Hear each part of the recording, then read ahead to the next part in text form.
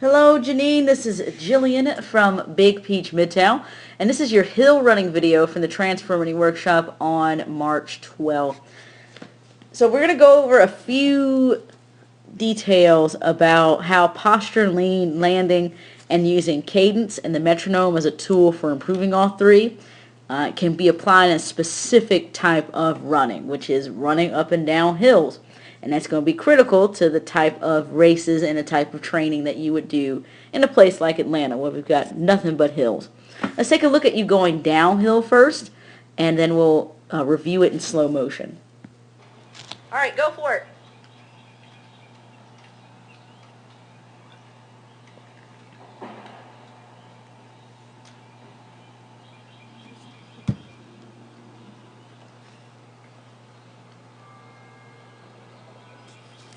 Alright, so going downhill, we are 4 times more likely to overstride. That means sending that leg too far in front of our center of gravity.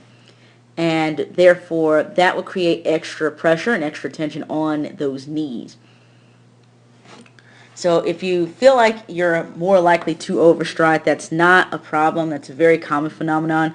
That's one of the ways that your body stops itself naturally from the way it feels it's going to fall and have you fall flat on your face. So what you want to do is use cadence and use the metronome to increase your cadence going down the hill, and just take more steps as you go downhill.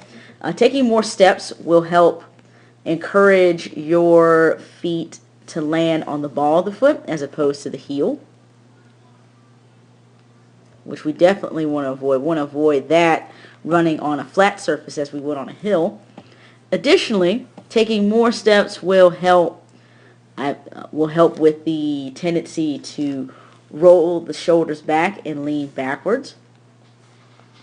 We don't want that to happen as well, but that's often a instinctive protective measure that the body goes through, once again, to help prevent what it feels like is your tendency to fall forward and fall flat on your face, which you're not going to do. Your body is going to catch itself as you run, especially if your posture is improved and you're leaning forward from the ankles as opposed to leaning in from the hips.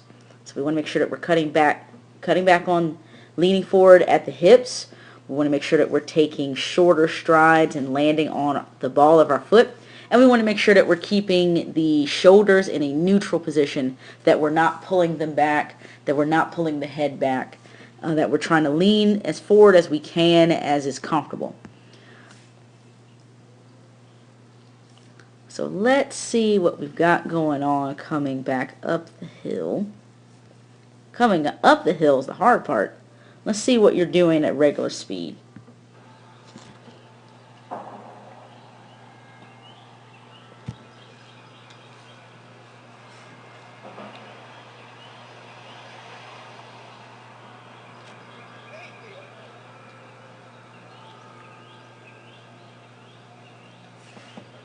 Alright, so coming up the hill, it's always easier thought of and said than done, but there's a lot that we can do to make this process a lot easier to tolerate. In addition to making sure that we're strengthening the quads and the hamstrings, as well as especially the glutes, those 3 muscles can go a long way towards building up the muscular endurance necessary to get up the hill. You want to make sure that we're taking care of the core, especially the lower abdomen and the lower back.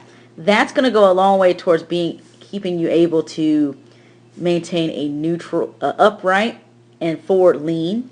We want to make sure that we are definitely not bending at the hips when we're going up a hill, because that's going to send our center of gravity back behind us, and we do not want that. It's going to be more for us to literally drag up the hill.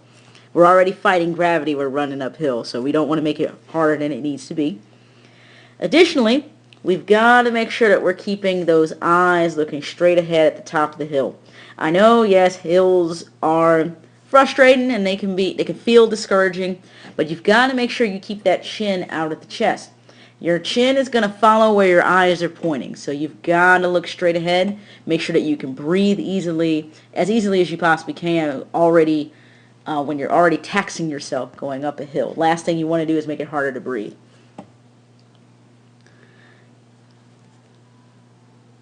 So another element that you can introduce, because your landing has changed as you're going up the hill, we're not seeing any of that heel striking we saw going down. We're actually landing more so on the middle and the back of the ball of the foot on both feet, as opposed to landing directly on the heel.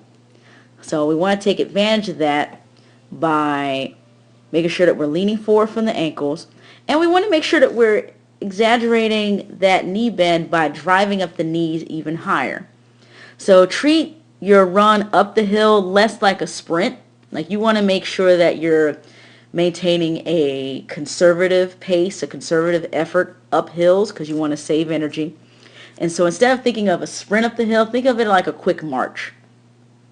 And you want to visualize yourself marching, driving up your hips higher, and that's going to help bring your body into a forward lean towards the hill, as opposed to sitting back away from it, behind it. And then, last but not least, make sure that we're exaggerating the arm swing. We're already seeing a change in arm swing going up the hill than we saw going down. So we want to see more of that. Really send that elbow back behind you. Really swing the arms on both sides forward.